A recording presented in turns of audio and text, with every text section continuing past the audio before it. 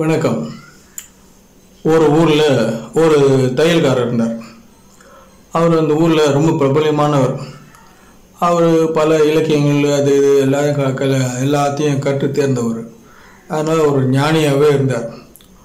அதனால் அவர் ஞானியாக இருந்ததுனால அவர் புகழ் அந்த ஊர் பூரா பரவிச்சு. இதை அந்த மன்னர் கேள்விப்படுறார். ஒரு தையல்காரர் ஒரு ஞானியாக இருக்கிறாரு அப்படிங்கிறத அரசருக்கு தெரிய வருது. மன்னருக்கு அந்த ஞானியை பார்க்கணும் அப்படின்ற ஒரு ஆசை வந்துச்சு. அதனால் அவர் என்ன பண்ணுறார், ஒரு படைசூழ அவர் அந்த தையக்கடைக்காரரை பார்க்கறதுக்காக வர்றார். வரும்போது சும்மா வரக்கூடாது அப்படின்றதுக்காக ஒரு கத்திரிக்கோள் பரிசாக கொடுக்கலான்னு நினச்சிட்டு வர்றார். அந்த கத்திரிக்கோளில் பல நவரத்தின மணிகளெல்லாம் பதிச்சு கொண்டு வர்றார்.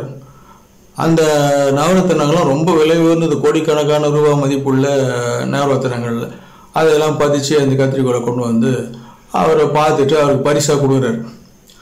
தையக்கடைக்காரர், இந்த கத்திரிக்கோள் எனக்கு வேண்டாம், இது துணிகளை வெட்டிடும், அதனால் இது எனக்கு வேண்டாம் அப்படிங்கிறாரு.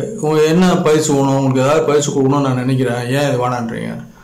இல்லை எனக்கு பரிசு கொடுக்குறாரு, ஒரு ஊசியை கொடுங்க, நான் வாங்கிக்கிறேன் அப்படின்னு சொல்கிறாரு.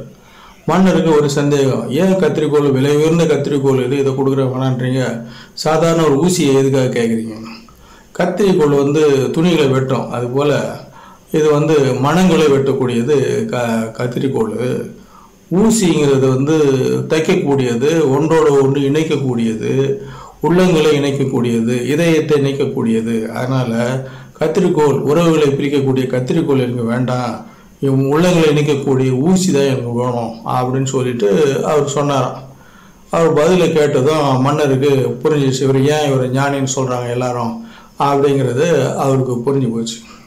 மன்னர் அவர் கேட்டபடி அவருக்கு ஒரு ஊசியை கொண்டாந்து பரிசாக கொடுத்துட்டு அவரை வணங்கி அவர் போயிட்டார். இதுதான் கதை. இந்த கதையிலேருந்து நம்ம என்ன தெரிஞ்சுக்கணும்னு சொன்னால், மக்கள் எல்லோரும் பிரிந்து இல்லாமல் மனங்களால் ஒன்றுபடுவோம். மனங்களால் ஒன்றுபட்டால் ஜாதி மதம் இதை போன்ற பிரிவுகள் இல்லாமல் நாம் வாழ முடியும். மத தலைவர்கள் அப்படின்னு சொன்னால் எல்லோரும் அன்போடு வாழ வேண்டும் என்று சொல்பவர்கள் தான் மத தலைவர்கள் ஆவார்கள். மதத்தால் பிரிந்து இருக்கும்படி சொன்னார்களானால் அவர்கள் மத தலைவர்கள் அல்ல என்பதை நாம் இந்த கதை மூலமாக தெரிந்து கொள்வோம். மீண்டும் அடுத்த கதையில் சந்திப்போம்.